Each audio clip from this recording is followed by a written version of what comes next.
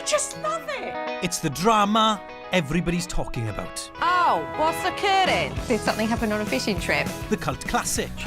You're eating ham, Pam. Where's the salad, Dor? There's the salad. Now leave me alone. Lamb boner, prawn boner, mushroom rice, bag of chips, keema naan and 9 poppadoms. And truth be told, it has its fair share of cult characters.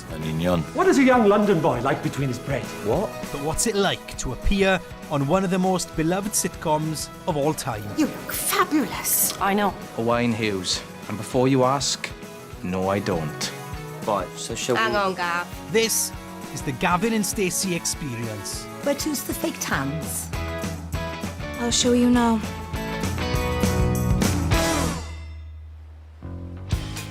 Where better to start the show than the very spot where Gavin and Stacey first declare their love for each other. Now, Barry is much more than just a location for this show. It's a character in its own right, and this promenade has been home to many a memorable moment. Just over there, we've got Nessa's slots. Now, Stacey, she used to work in that cafe Marco's just there. Dave's coaches. He used to come along the roads around here and drop people off just on this spot. When are you going to get bob dim? I said ffordd. Sorry, Dick, we just yn gweithio Stican. and just working at the moment. Sirloin, look at that sen. And just working. Sorry, I don't need any meat. 87 ceiniog am 2 steak. 87 pence for 3 steaks. Let's have a look at that. Now then, has Dick Powell come a-calling yet? Dick Powell, and no, we're not related, is mentioned several times throughout the series. I know of just one man in Barry that speaks Welsh. Dick Powell. He's the wheeler-dealer of Barry. Dick Powell. You just knocked on the door. But you can't always rely on the quality of what you buy. We're too dick-headed to sadden off. Dick Powell. Oh, well, you've only got yourself to blame. No, I know he's tricky. Smile! Well, I know we're getting the meat from Dick. Dick Powell?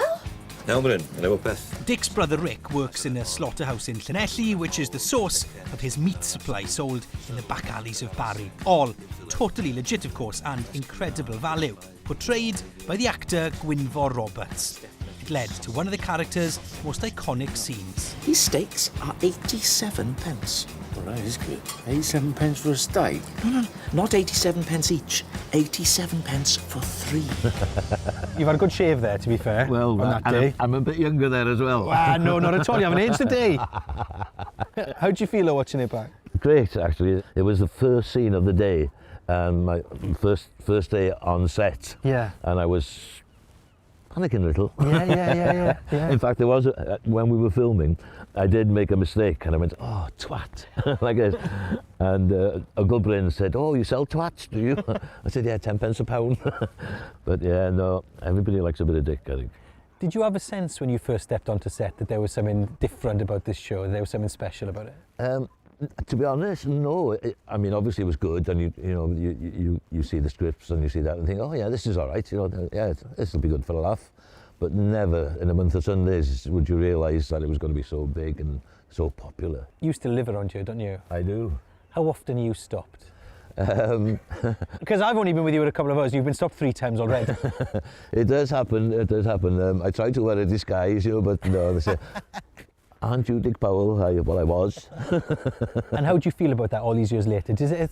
Some mornings you must think, No, you don't really, because obviously, if it wasn't for the audience, if it wasn't for the people who love Gavin and Stacey, then, I've lived in Barry now for nearly 40 years. And the difference that Gavin and Stacey made to the Barry Island and to the people and to the shops and premises is amazing. It's really done a really good job for Barry Island. We're privileged to know that you're part of something that is so popular, and people do recognise you, and you think, wow, that's nice, because I only had a small part. I wasn't a major, but you're small, but an impactful, because people still remember, They do, yes. But that's down to the writing, I'm sure. Do the local butchers give you a cheap deal on the meat? Oh, they give me a hard time. Undercutting their profits. Dick Powell also plays a part in a moment of comedy gold that was filmed in this church. Who here likes sandwiches? Stand up and tell us your favourite sandwich. I likes a tuna, Father Chris. I won't lie to you. Tuna. Dick Powell, how about you? Fi? O, fy hoff frechda ni yw cig iar a selsig Sir Forganog. Right, that's chicken and Glamorgan sausage. Yeah. Odd choice, but it's your choice. Steffan Powell, how about you? I know it's boring, but I just like cheese. Father Chris appears at some crucial points in the Gavin and Stacey story.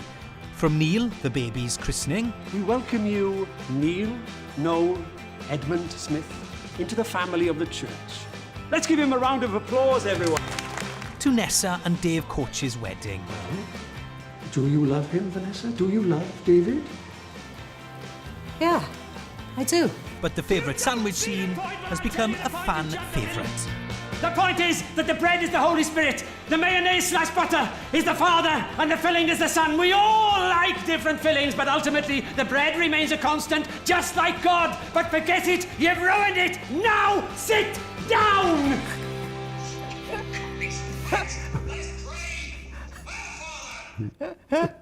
You really do go for it there at the end, didn't you? Was he expecting it to be like that, do you reckon? Yes. Yes. Maybe I wasn't, but... yeah. Can you remember when you got the script for Gavin and Stacey for the first time? I do remember getting the script and opening it and thinking, oh my God, this is long. Because it was like about 4 or 5 pages. And I thought, oh, crikey. But I remember reading it and thinking, oh my God, this is a really spectacular piece of writing, really, more than anything. And worth actually getting my head down and learning it and perfecting it, really, as much as I could. Yeah. Which I do to be fair, to almost everyone. You're a professional, William, come on. Well, thank you very much. So it's 4 or 5 pages long. It's like a Shakespearean soliloquy in comedy terms. William, yes, right? yeah. You give it a bit of welly as well, it's fair to say. Towards the end, I do, yes. I was not good at the end of it because there was a lot of welly, but also you're kind of elated in a sense because you've gone through it. Yeah. It was quite terrifying, to be perfectly honest, because I think I was up there. Yeah. Gazing down at all this kind of this mega talent actually in these seats here in the pews. I think I got as far as there and I forgot Doris's name. So we had to go back to the top and anyway, after that it was fine. We were just looking at the visitors book for the church and people who come to see it to sort of, because they love the show so much they want to go and see the locations. Many people are putting their favourite type of sandwiches in that book. Really? Yeah, as a result of you and your work. Oh my God. It's quite impressive the impact that the show has had, all these years later. Yeah, I know. Any show that has a following proves, it's a great honour to be part of something like that. I mean, for instance, the other piece of comedy that I've is my claim to fame is that I was the barman when David Jason fell through the bar. Well, I wasn't going to say, I was thinking Twin Town. But now you say it, well, of course. No, but again, you see, it's a great, privilege to be a part of that, of comedy history in a sense. Of course you were, William. You've done so many things that are sort of have got a bit of a cult following, and this is up there with all of them, if not perhaps most. I've been quite fortunate to be involved and associated, as it were, with moments like that. If anyone needed reminding of what a big deal Gavin and Stacey is, you just have to take a look at the crowds that gathered during the filming of the final episode. All of it. It's all overwhelming. In fact, this is the last time we'll probably be here. All of it. It's wonderful. It's great. People are desperate to be part of the Gavin and Stacey experience. So imagine playing not one, but 2 characters in the show. If you see something like my fiancé, don't mention about the others, because he don't know, and I think it's better not to tell him. Mum's the word. Mum's the word. Oh, love, I'll take all of this, all right? But I don't need another whip. You look fabulous. I know. I feels it. Now, your day on set, I suppose, Gillian, would have been somewhere quite similar to this, in a hotel, Yes. being the lingerie lady. Can you remember that day? I hadn't seen Ruth in her costume until the take, which I think is a good idea. Oh, so that was your natural reaction then? I was on the edge. And I think that's where she shines. She wants to get that first take, you know. And so when she opened the curtains quite violently, and that made me laugh for a start, the sound of it, like that. And then, oh, here we go. I looked, and yes, I wanted to laugh. And so it sounded a bit like as if I was swallowing my sentence. And I said, oh, Ness, you look fabulous. I could hardly breathe. Yeah. I just took a little bit of a breath and wanted to laugh.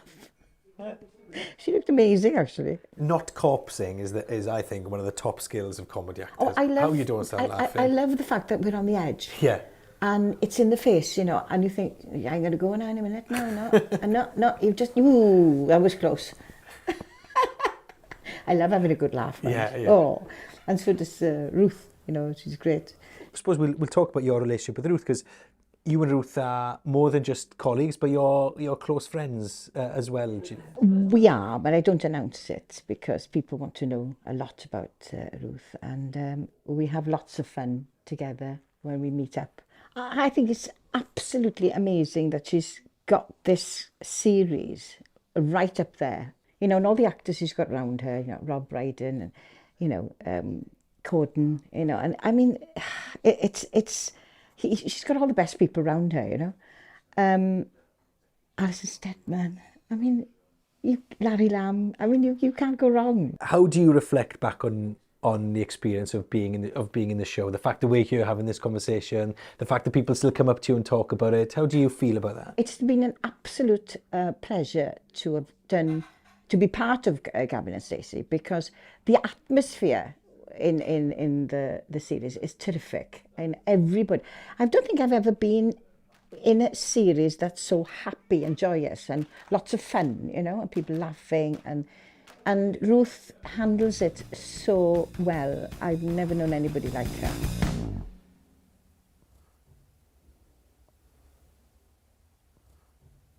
Right, so shall we... Hang on, Rosie.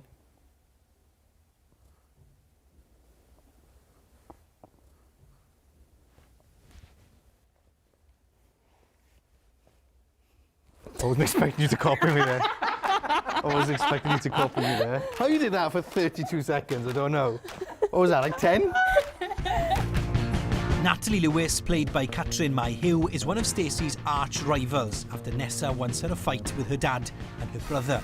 In the tense scene, as Gavin and Stacey try and buy a pregnancy test, they have a face-off. Right, so shall we... Hang on, Gav.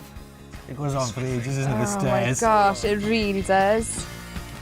Oh, God, I hate her. How do you feel when you see it back?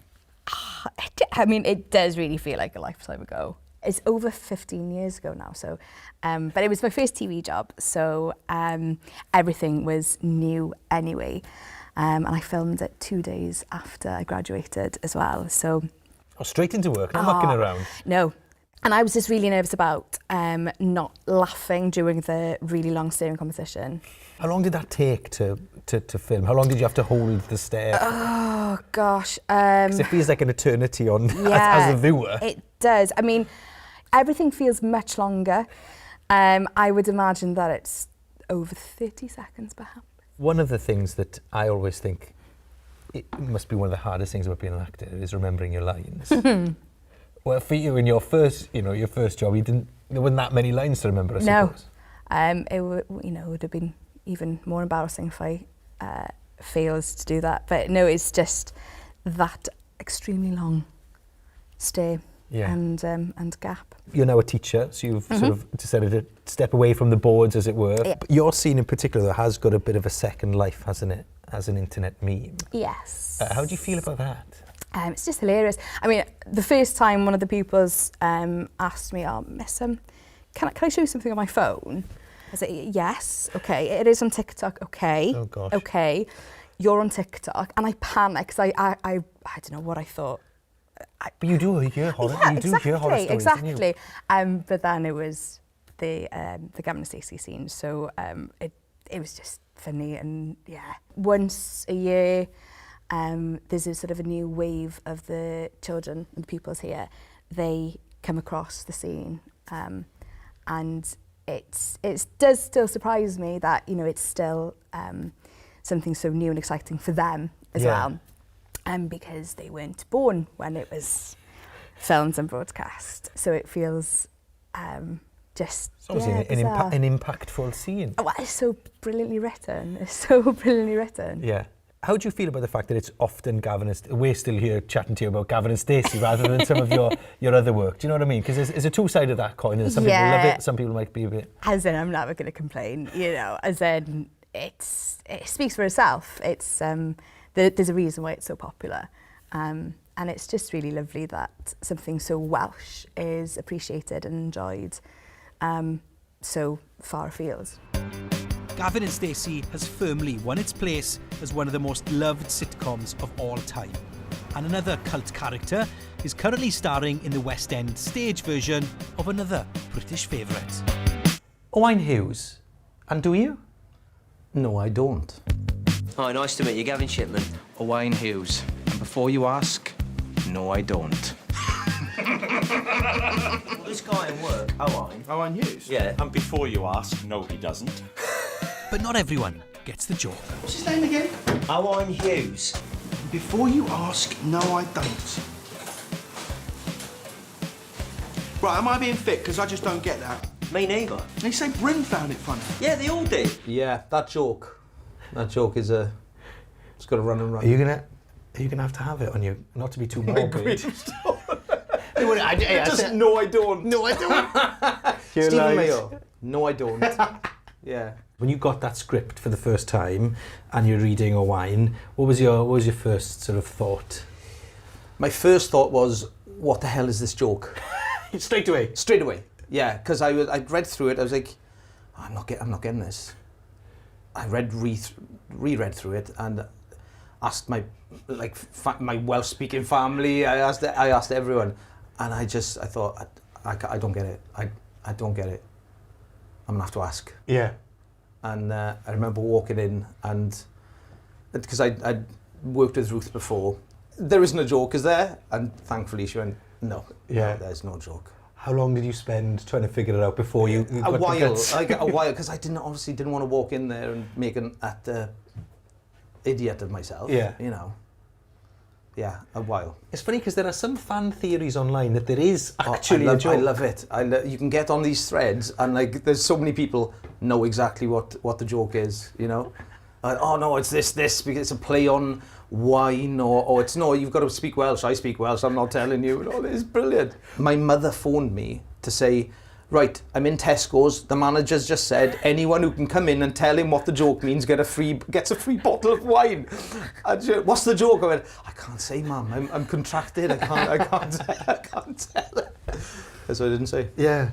And do people still come and ask you about it now? Still. Yeah. Yeah, still.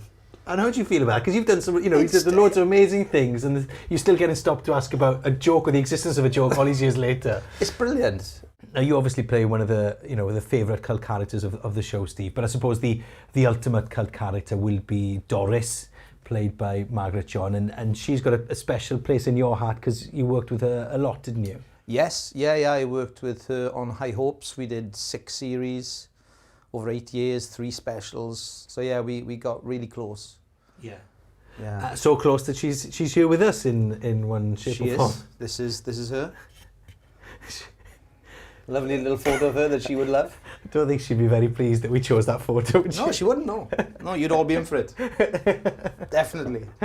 She was perfect in Gavin and Stacey, I think. Yeah. You know, that little sweet-voiced grandmother type with the worst lines. Yeah. With the worst lines. Yeah. But she delivered them perfectly. Yeah. Definitely some of the stand-up moments, isn't it, that she gave. Yeah. You talk there about High Hopes. You've done it, and you're here working on a Fawlty Towers production at the moment. You've done your fair share of really top-end comedy, in your career. Where does Gavin and Stacey rank in that journey, do you think, for you, in terms of the impact it's had on the comedy scene in the UK? Well, it's got to be up there. I know, you know, we're here talking about it, you know, Yeah. so long after the first series came out. And I think you can't talk about top sitcoms in this country now without mentioning Gavin and Stacey. You can't. Yeah. You know.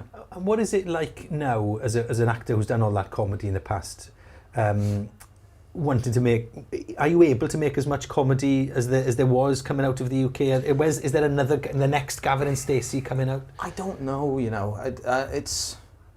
I don't think comedy in this country is in a great state at the moment. I don't think people are being given a chance to get their stuff out there. There's not the amount of opportunities for development. I do feel like there's not the individual voices in comedy today that you had in the noughties, in the 90s, and you know, and going back into the 60s, 70s, 80s with, you know, things like Blackadder and Monty Python and all that kind of thing. You don't seem to have anyone pushing the boundaries of comedy these days like you did back then. Yeah. You know? And how does that make you feel? Well, it's worrying, you know, for the future of comedy, in TV comedy especially, you know. When you reflect back on the fact that you are part of this journey for Gavin and Stacey, how do you feel about that? I am incredibly proud to have played a part in it, you know, and I will tell people that there's no joke for the rest of my life. Quite happy. 17 years after the first episode aired, and Gavin and Stacey is still one of the most watched series on the BBC. The heartwarming story of two families from different parts of the UK coming together deeply resonated with viewers who could see their own lives, their own experiences reflected back at them. Now the show's coming to an end, but some questions remain unanswered, like what really happened on that fishing trip? But without question, the Gavin and Stacey experience for us, the fans, well, it's been a blast, sugar tits.